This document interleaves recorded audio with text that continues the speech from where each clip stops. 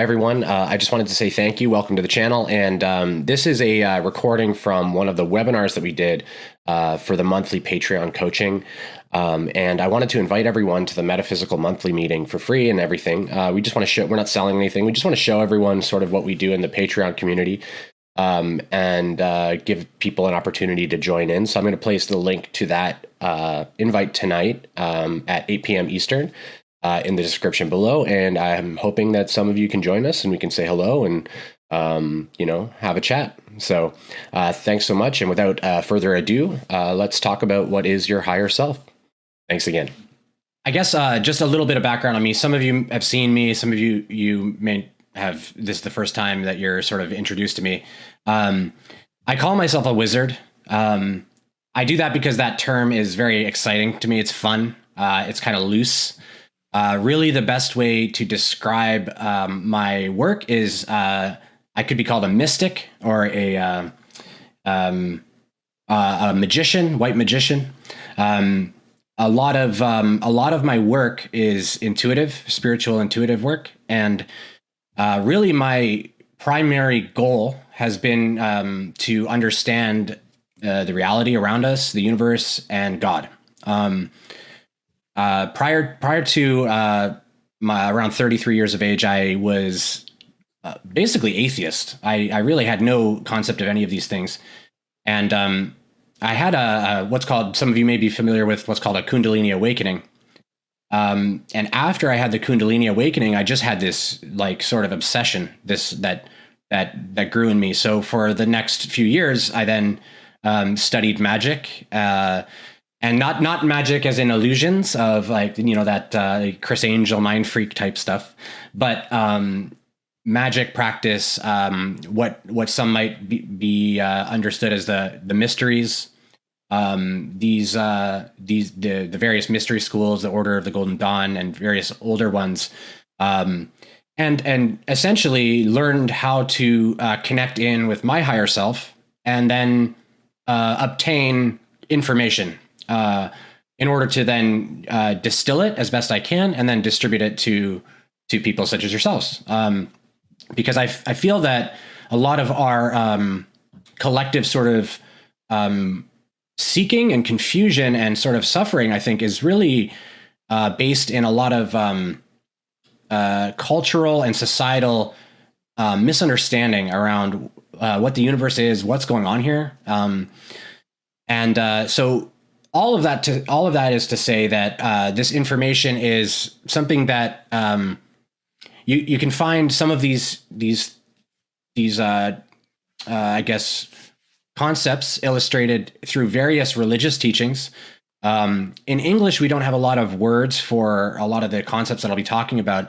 In the West, they have like Brahma and Atman and Maya and all these various words to describe these spiritual concepts. We don't have that so much in English.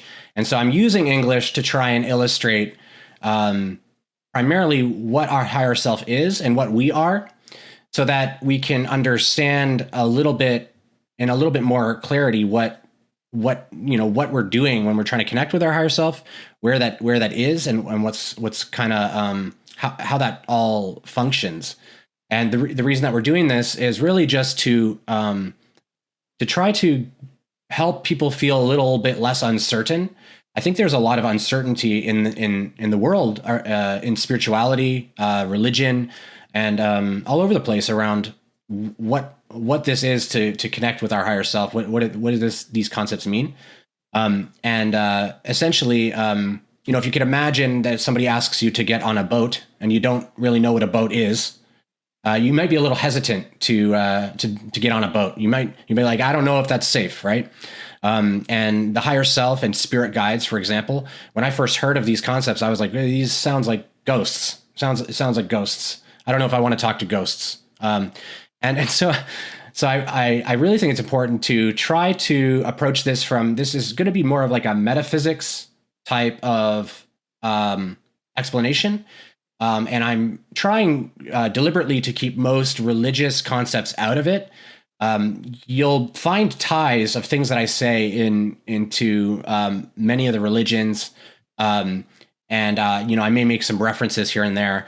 So all of the forming of all of the religions are basically, in my belief, formed from these concepts, and these concepts are essentially, I think, the foundation or the building blocks to consciousness itself.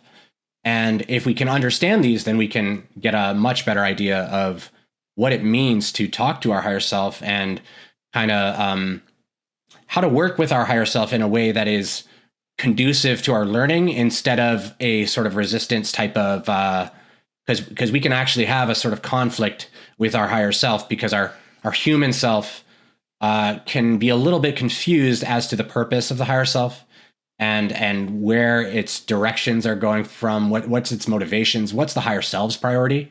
And the higher self's priorities are very, very different from what our human priorities are generally for our dreams, our comfort, our love, and our happiness. And the higher self's priorities are a little bit different. And so what I'm hoping to do is illustrate some of these. And at all of it is, take it all with a grain of salt. These are things that I have seen in my seeking, and through my connection with my higher self, and through the Law of One is a material. And if you're familiar, A Course in Miracles, we'll talk about some of this stuff as well. And it's primarily for you to discern for yourself. The actual mechanics themselves are not super important. Whether what I say resonates as truth or not is totally okay. Really, after I go through this part, Tassel and I will go through more of the practices, and so that's where the meat and potatoes is. But I think this part is of sort of critical importance, I think, to help just be a lot more transparent. So if things don't resonate, just throw them away. But otherwise, if you have questions as I go, it's dense material. If you have any questions as you go, just write them down or make note of them, and we're going to do a Q&A later as well. So and like I said, it's dense, kind of complex material, and I'm hoping that I've come up with a way to distribute it to you guys in a way that's digestible. But anyways, so that's where it comes from. It comes from my heart. I wouldn't say anything or try to teach anything that I don't believe is true. And so I say all of this with love, and anything that may feel a little bit unsettling that comes up that as I'm talking, especially if we have our various spiritual or religious beliefs, that's not intentional on my part. I'm not at all trying to do anything like that.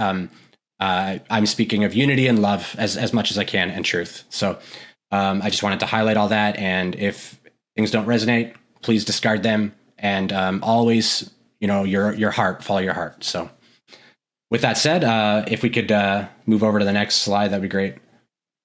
Okay, so what is a human? I think a lot of us think we kind of know what a human is, right? We're like, I'm a human. And it's interesting because what we tend to believe is that we're this body, that we're just this physical body. We have our heart and our organs, and we walk around the world. But this body is actually only one of our 7 bodies. We have 7 bodies, and the body that we see here is our physical manifestation of the third ray chakra, or the solar plexus chakra. This chakra is what forms our physical body. And depending on our level of consciousness, we will have different bodies. But as a human, we're the best way to describe this is that we are the vehicle for divinity to express itself physically. Without the body, there's no vehicle for the creator to engage in activity, right? The creator requires a distinct vehicle in order to then go and experience things. And so the human is the vehicle that is used to basically create and experience catalyst and experience or stimuli, and then have feelings and thoughts about these experiences, and distill these experiences and come to realizations, and eventually go through this long trajectory, long, like millions of years, eventually becoming again one with God. And in a lot of our teachings, we hear about heaven, and in the more New Age spiritual communities, we'll hear that the heaven's here now, the new earth is here now. We'll hear things like that. And what they're referring to is the Christ itself, and this is the sort of activated, heart-centered being that is, essentially the Christed, divine presence, no longer sort of controlled by the lower self's dilemmas, right? No longer driven by fear, primarily, is the easiest way to think about it. And so heaven is the place, it's here right now. It's the place that we move to when we realize that we are already here. And so the primary purpose of us, the primary reason we're here, we can think it's to work and to raise our children and to have a family or to get married and do these various things. And what these things really are more vehicles for us to realize our own divinity. These things that we do in the world are, just adventures that we go on to find ourselves. And everyone has their own adventure, their own journey, and it's all sort of coordinated for us by our higher selves. And so that's sort of the first kind of part of what the higher self is. And so I'm just going to go through a little bit of what the mind-body-spirit complex is, which is the name for what a human is. So if we talk about a person and we think of them as just the limited human, then we're actually sort of denying their divinity. We're suggesting they're limited. They're not the infinite, multidimensional beings that they are. They're not spiritual beings. They're like more like an animal. When we're looking at a human in that way, and we're saying that Sean is that body there that's running around doing stuff. It's not quite precise. It's not accurate. But more importantly than that, it's denying the infinite potential that exists in the human. It's also denying the divine innate love and perfection that exists in the human. And so it's really important to understand that we perceive the chemical third ray body, but there's a lot that we are not perceiving. And this, even the information that I'm going to get into today, is almost like kindergarten for us. And for me, this is my, I guess, life's work. And, so it's taken me years and years and years to get to this place where I understand some of this. And even then I don't really understand it. And it's sort of child level as far as spirituality, metaphysical understanding goes. And that's just because of our dimensional veiling and our inability to see. We're sort of walking around in a bit of a haze most of the time due to the veiling between our fourth density or astral planes and then this plane. So the mind body spirit complex has the 7 chakras that people have probably heard about. I like to call them energy centers because I like to turn away from any constructions of man or woman to that formed various ideals or ideologies. So I try to turn away from some of that language, but I do occasionally reference those as well. So spirit is the singularity, the eternal sort of never-changing presence of divinity that was the original thought that some might have heard of. In some cultures it might be known as the word, I am, Om. There's no identity at this stage. This is sort of pure divinity, the creator. In order for the creator to have sort of an experience of anything, it then manifests the mind. So that the spirit manifests the mind, and then the mind forms an identity, a personality, and uses that personality to experience contrast and story, right, and narrative, and that adventure that I was talking about. And the body is, of course, required and is manifested by the mind. So, and this is why Tassel and I will often talk about how what we believe in our mind is what creates us, what creates our body. And the mind is therefore the sort of controlling factor for how we look, how we act, how we show up, how we respond to things. It's everything is our mind and our perception. And then we have sort of spirit that's higher than that, kind of guiding that with a divine plan, if that makes sense. You may have heard of sort of the Holy Trinity, which is the Father, the Son, and the Holy Spirit. So the Father can be seen as spirit, the Holy Spirit can be seen as the mind, and the Son can be seen as the body. And so in the Bible, they'll talk about the resurrection of Jesus, or the resurrection of the Christ, and they'll talk about, I think in Judaism, they talk about Abraham's sacrifice of his son. Most of these discussions are actually sort of veiled, metaphorical or symbolic explanations, and are written. They were actually written primarily for religious leaders and kings, basically. And they were veiled so that they would have a lot of meaning to humans and to regular people that would read them, and they would have a lot of inspiration from them. But they were not necessarily literal in all the senses of that word.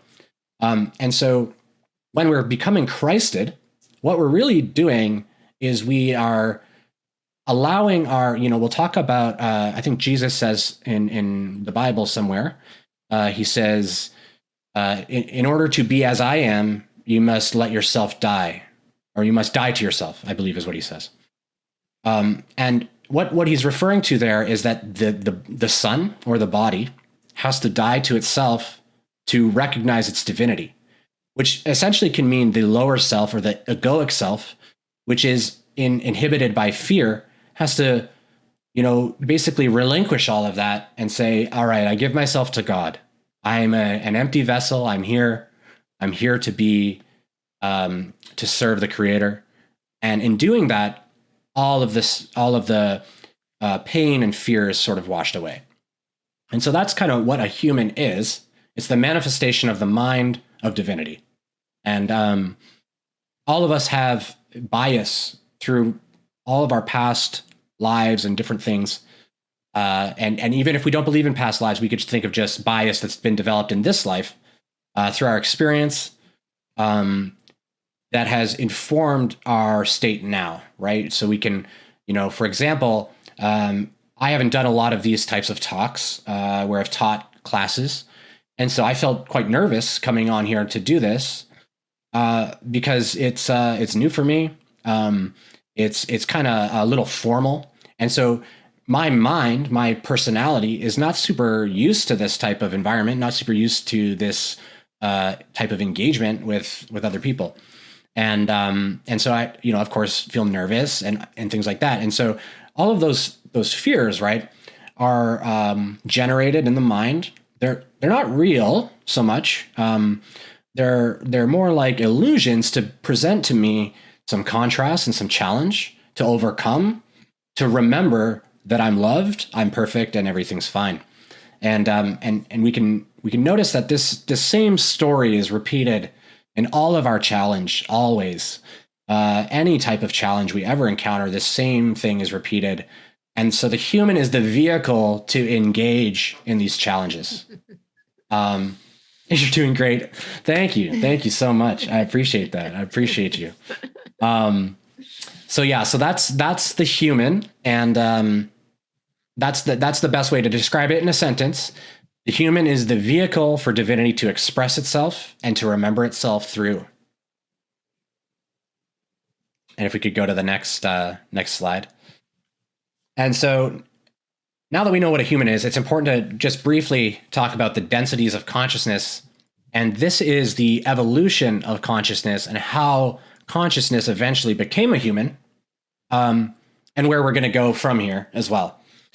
And so you can see immediately that the colors of the rainbow, the chakra or energy centers that I was referencing earlier, are represented here as well. And you'll find this sevens repeat in different areas throughout various frameworks of our metaphysical reality in the universe. This is a sort of templating that we've followed for whatever reason. But this is the same template that we'll find this show up all over the place. Sevens, and we'll also find 3s, 6, and 9 show up all over the place. And this is some of the ways that sort of I feel that our creator sort of hints to us at what has been done. There is intelligent design here. There is consistency in our evolution. There is a plan. It seems a little bit too coincidental for it to be random, if that makes sense. And so the first density of consciousness is being. It's the foundation, fire, air, earth, water. It's important to recognize that in the smallest fractal of anything observable, so you could think of like a photon or an atom, let's say, the entirety of the creator exists. So all of the energy centers are in the photon or the atom of the rock, or even of your shoe, let's say. So the creator is in your shoe. It's in every single thing that you see, and also everything that you do not see, including scientists will talk about, I think they call it dark matter or antimatter. It's still there too. There is no such thing as void, although there is portions of space that science doesn't really know how to measure properly yet. So at the first density of consciousness, red, this is fire, air, earth, water. It could be a rock, something like that, right? This is where consciousness is learning how to be in the world. It's just being it. It's not aware. It's just there, and it's a thing that's there, and it's learning about being. In the next density of consciousness, in the second density, this is where things start to get pretty interesting. This is where movement and awareness happens. So you can think of microbes, bacteria, plant life, animals. All of these things are examples of second density consciousness. So you can think about the movement is always towards the light. And so if you think about, for example, a plant that's blooming, it's going to bloom because it's trying to find the light so that it can grow. And all of the organisms do that in some way or another. And because everything is light, whatever they're seeking, they're actually seeking the creator, and they're seeking the light. So let's say if we're talking about, I don't know, an ant, and it's running around and collecting food for its colony, the food could be seen as the light that it's seeking. It's seeking the creator through its food. In each density of consciousness, there's octaves of experience, and there's 7 octaves. And in each octave, there's 7 more octaves. And in each of the sub-octaves, there's 7 more, infinitely so.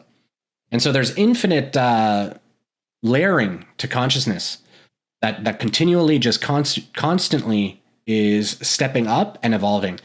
And so just to give an example of where a human has come from, typically a human will incarnate as a human after finalizing a lifetime as some type of domesticated animal, or a tree or something like that. Something that has been given enough love, perhaps named, perhaps given objects, perhaps a tire swing's put on a tree and the kids are swinging on it and enjoying it and loving that the tree's there. All of these things are enough love to awaken the third ray, or the solar plexus chakra, in that entity, which prepares it to be ready to incarnate as a third density being, which would be a human. And in third density, this is where the choice comes.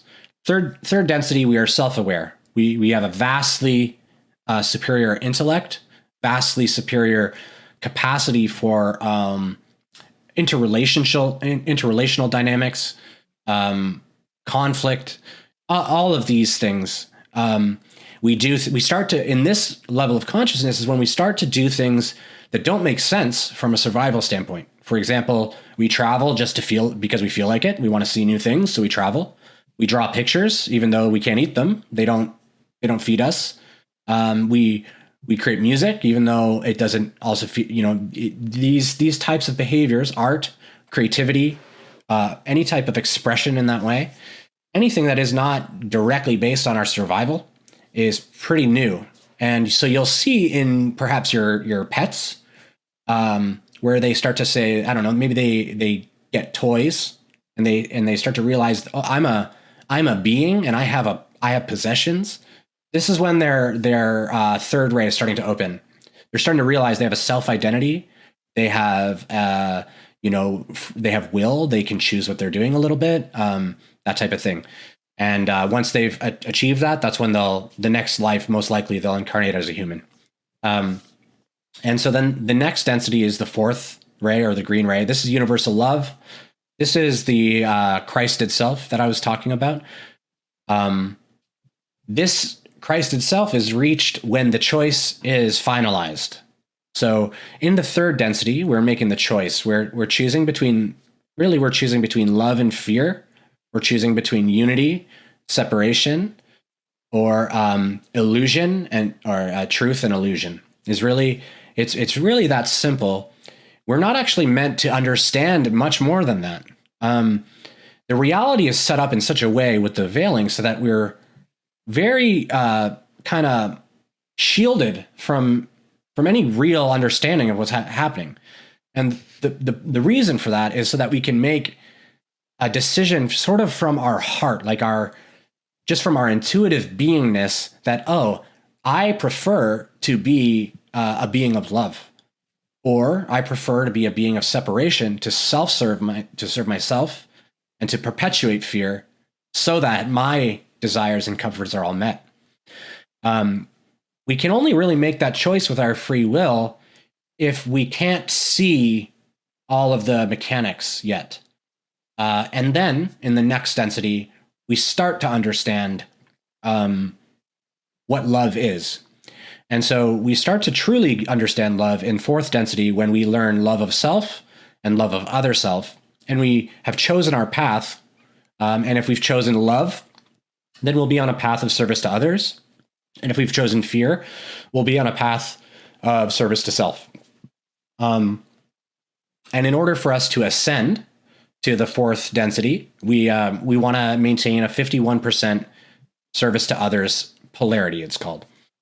Now, the good news for us and as humans is that we are gearing towards a fourth density positive planet, which means primarily humans have already chosen that positivity is the way we're going to go. And what that means for us is great, because we can go, oh, the negativity that we are seeing, the manipulation, fear, and control that we are seeing is remnants or echoes of a past fear-based, paradigm. It's an old paradigm, and we're moving out of it. And of course, whenever we're moving out of any paradigm, there's challenge, there's conflict of different types, conflict on personal levels, conflict on systemic levels, collapses of different types of things, systems in society. Could be banking systems or different things like that. But the important thing for us to remember is that we're tearing these things down as a collective, because we are going to create new ways of being that are better, more aligned for us. The third density of consciousness inhabits this type of body. In the next density of consciousness, it's a mixture hybrid of a chemical and a light body. This is where the being will look sort of like us, but will have like a brightness, a sheen, or and be a little bit malleable, I guess is the word. A little bit like more dynamic. The density after that, it's a full light body. This is the density of wisdom. And this density is where the love and understanding is refined. And these concepts of love and how we're going to serve ourselves or serve others are refined and honed and sharpened with wisdom, so that we can be of the most service possible to others or to ourselves. And both of these paths exist. And it's kind of hard to wrap our heads around, but both of the paths are perfectly valid. It's a challenging thing to think about, but negativity is a required component of our learning. If we could think about any of our growth as people, most of our growth comes from challenge. And most challenge tends to feel uncomfortable. And a lot of times challenge, while we're in the middle of it, is seen sort of as a negative thing. So negativity represents sort of the contrast so that we can actually appreciate love, right? So fear shows up and it serves its purpose. It serves a role for us to show us love. Without fear, we wouldn't really grasp what love is. We couldn't totally know ourselves, if that makes sense. And then in the fifth density, we're talking about wisdom. In the sixth density, this is where the higher self is from. This is the empowerment. It's a denser light body. This is where unity is seen. There's no more polarity, and everything is seen as one. Now, there's still some identity, some personality left that can be sort of adorned and used when necessary. But and there is a light body. They do still eat food, but it's not quite food. It's more like a light nectar. The next density is the seventh density. This is the logos. You could call this the sun. Basically, our sun would be an example of a seventh density light being. And so the logos is actually sort of the one of our what would you call sort of architects, I guess. Yeah, architects of the experience that we're having here. It was mostly, and this is why many civilizations throughout our past have worshipped the sun as God and things like that, because it is the closest entity we can see to God, other than the earth that we stand on, and ourselves, of course. But the closest external entity that we can see that best represents God would be the sun. And so that would be the seventh density. And then the great thing is that once we go through all of that, we merge with Source and we do it all again. And a new universe is born. Everything happens all again with all new stories, new explorations, new adventures. And we do this infinitely, forever. So basically, the reason I really like that point is because you can't really run out of time. Can't really, I'm not in a rush. I'm not in a rush to do anything.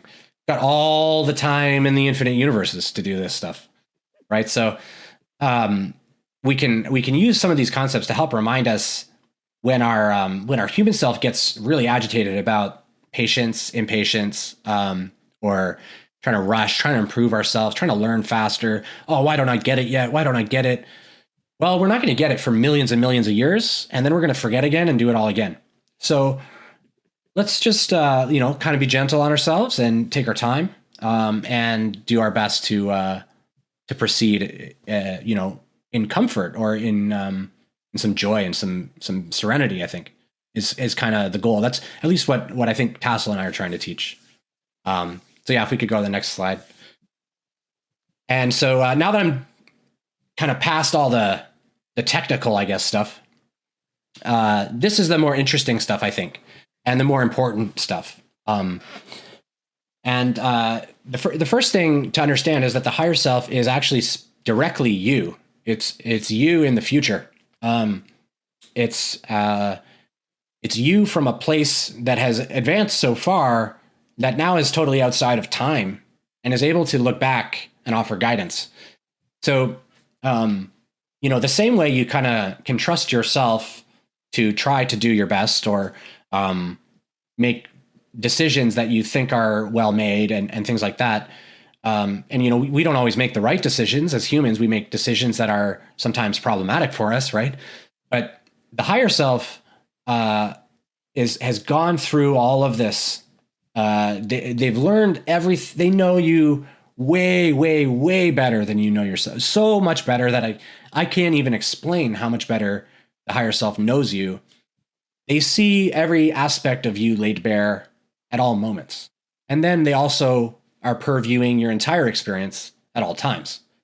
Not only that, they're purviewing the entirety of all incarnative experiences. And most of us here are at the point now with the age of the earth and how long humanity's been here, many hundreds probably of lifetimes that are being purviewed all at the same time by the higher self. And so this is where past life regression comes in, and that type of hypnosis therapy, or self past life regression, where we have dreams, things like that. We're actually remembering concurrent or simultaneous lives. And it's kind of a weird concept to wrap our mind around, but our higher self, just the way it can see us and help us from the future, our past life is not in the past. It is now. And all moments are always now. There is no other moment, and time is not real. And so we put ourselves in this illusion of time primarily to learn patience and causality. That's primarily what we're learning: cause and effect and patience. And as we move out of that, we don't need that so much anymore. We learn patience, and then we can manifest and do everything we want, more or less, for our learning, like at the drop of a hat, snap of fingers type thing. So all of your lives, past lives, are all happening simultaneously right now. And all of that experience is sort of, you could think of the higher self as a compendium of that experience, or a map. The destination's known. Regardless of what happens, the entity will merge with source. It will come home and come home to God or the creator, or however you want to see divinity. It will come home. There's no other option. It's kind of like, elementary school these days, at least in Canada. I think the States are similar. The kids will pass as long as they go. So we don't have a choice. We're in school. We're going to go to school because that's what this is. That's what sort of life is. And we are going to pass eventually. And sometimes we stumble around and all of that. And but we are going to make it. The destination's known, but the routes that we're going to take are not known. Those are veiled to us. We're not sure which way we're going to go. We get glimpses, we might get ideas, intuitive knowings. Psychics may say that we may have some of these experiences and things like that. And all of these are sort of oriented to help guide us, right, in the direction that our soul has kind of planned for, and things like that. And so the last thing I want to talk about before we start to get into sort of the practices to connect is the motivations and the priorities of the higher self, because this part is I think critical. If we don't understand what our higher self is, like what their objective is, what's their mission, what are they doing, then we don't know how to really relate their mission to what we're experiencing, and we can't truly call upon them for aid, because a lot of times we're calling on them for aid with things they don't wish to aid us in. We don't realize it, but we're perpetuating suffering, and we're saying, help me suffer, help me suffer more. And the higher self is going, no, thank you. I'm not going to do that. And so it's really important to understand some of the priorities. So the first priority, always the first priority, is free will. Basically what this means is that the higher self will never, ever tell us what to do. They never tell us what to do. They will make very light suggestions sometimes, but they're very light. They're just like, this might be a good idea. That might be a good idea. The other thing that they won't do typically is, I shouldn't say typically, they will not cause fear. They're so familiar with you that they know exactly what causes fear and what won't. Like, they know how to show up for you that will not scare you. Now, because you have free will, you can generate your own fear of them. So they'll allow that. That's great. If you want to be scared, they will allow you to be scared. It's free will. You have free will to hurt yourself. You have free will to hurt others. You have free will to not do those things, right? And they respect that. It's the core and primordial law of sort of this universe is free will. Everything is the foundation of that. Next, their real primary purpose is serving the creator. They're purely devoted to the creator, to facilitate experience. They see you as the creator. They see themselves as the creator. And they're still on that trajectory coming home that I talked about earlier. They're not quite, they're in mid to late sixth density consciousness, and they're coming towards seventh where they'll then unify with the logos. But until they get there, they're serving others and the creator by guiding all of their incarnative experiences. So that's what they're doing. You could think of their incarnative experiences much like their children. You could think of it that way if it helps you to orient it. Not how we with our children, where we give them rules and bedtime's this time, and it's not like that. They're just watching their children. It's as if we were to let our children just run off into the forest, but we could see them all the time. It's sort of like that. Like the kids are running all around, doing all the stuff they're doing and learning things, and we're watching them. We're never away from them. We're always watching them, but sometimes, actually most of the time, they don't know we're there. They can't see us. And eventually they realize we're there. And then there's a union that happens. And this part is super magical. And that's why I'm so excited to teach this stuff, because if we start to go down this path of integration with the higher self and a recognition that it's there and it's real and I'm a divine being and, I am love, I'm love here in form, then our world really changes. And we actually transform. You may have heard that each person is their own universe. We actually transform our universe into a universe where all we see is love. And I think that this is the sort of the goal that most people have. The third thing that they're doing is the creator will know itself. This is the foundation of why experience exists. The creator separated in its original separation, that you could call it, the scientists would call it the Big Bang. When they separated, it was literally so that consciousness could have a way to look at itself. You can imagine if you're only one thing, you're kind of limited at what there's nothing to do, right? What do you do? So that's why the creator sort of said, I am, the word, the original thought, and expressed itself into the universe in order to then experience itself. So the last thing, and this is probably the most important part of the priorities, is the higher self does not focus on human comfort.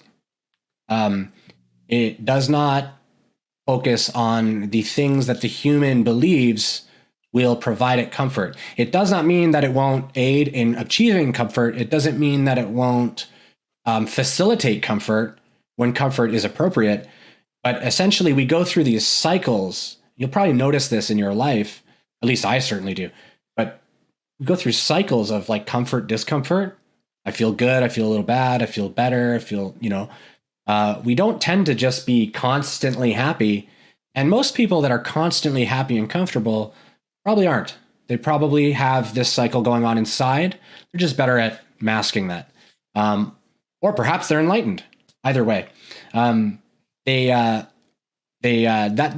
higher self, for example, if we feel like let's say I have to walk to work all the time, and it would really help me to get a car, right, to get to work.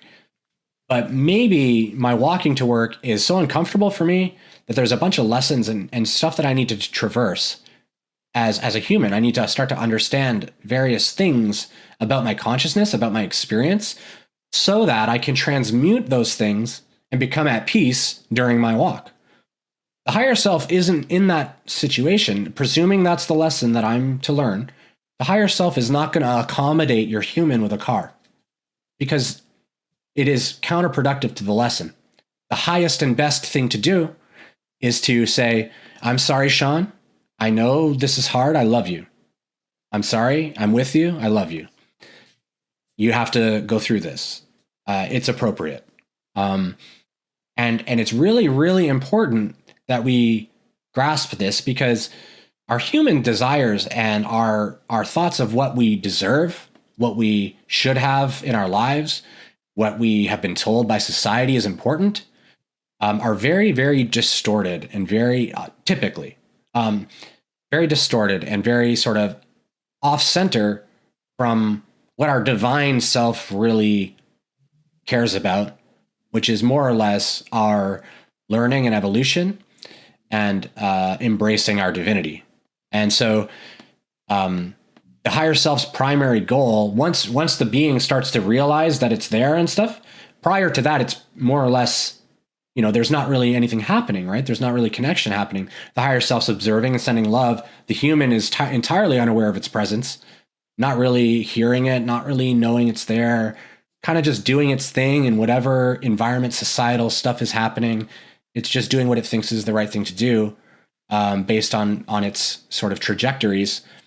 But once the higher self and the human start to come into more contact, the higher self the human's going to start to make sort of asks of the higher self of, well, can you help me make more money? Can you help me get a bigger house? Somebody did something to me. Can you help them, be barred from conflicting with me again? Somehow protect me from that? These types of things. And those situations can be situations that you're learning as well, right? So it's unique and totally complex. And so really, if we're desiring something out of fear, the higher self is not going to perpetuate our fears, is the best way to describe it. So if we think we need money to feel safe, the higher self will not participate in any of that. It doesn't mean you won't find money. It doesn't mean you won't put your will into it and achieve money and feel safer for a little bit. But the higher self is not going to really facilitate that type of thing. And if the human continues to go that way, it will become more and more painful as the lessons being avoided, typically painful or discomfort, uncomfortable in some way. Because that's how, instead of punishment, there's no punishment. Instead of punishment, what is there is just, it's much like if you put your hand on a hot burner and you say, ow, that hurts, and I take my hand off. The higher self sort of programs that in that way, so that if you fall off of your path and start to go, let's say you're meant to serve others in a very, very open way, maybe you're not meant to have a lot of money, and you're starting to go the other way and try to make a whole bunch of money and do a bunch of different things, the higher self will sort of allow you to do that. Of course, it allows everything. I don't even like to use the word allow, because free will. It just go do as you wish. But just like the person that put their hand on the burner, now we're kind of like, it's almost like we're holding our hand on the burner.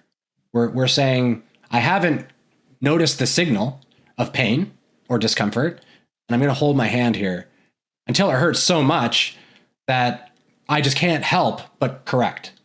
So that's what happens with us when we get so uncomfortable and then we correct. A lot of times we think we're correcting, we're just really running away from stuff, or we're distracting ourselves with stuff. And so the higher self will let us do that as well. And that can make us feel better for a short amount of time.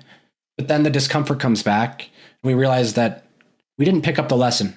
And that's why our when people talk about karma, repeating, karmic cycles, it just keeps repeating until the lesson's learned. It's much like if we were in school as kids taking a test, we fail the test, we have to do it again. We're not in trouble for failing it. We got to do it again until we get it right. It's not considered a mistake to not get the test done. And sometimes it takes a few goes and many goes. I can say that I've repeated the same sort of behaviors that I shouldn't have been doing, and then later I realized, oh my gosh, I was repeating the same thing over and over and over and over and over again. Typically for me, it was in relationships, and I was repeating the same habits, the same problems, and then blaming the partner and then leaving, and then realizing, oh, this is repeating. Because the problem isn't the partner. The problem is, what I'm bringing here, how I'm perceiving things is actually the issue. How I'm forming my reality is actually the problem here. And so that's the purpose of the higher self, and sort of the motivations of the higher self, the way the higher self functions, and how it's all connected into the body. And I hope that was helpful and useful to you guys. I know that it's kind of complicated, and also some of the concepts are a bit esoteric, a little bit wacky.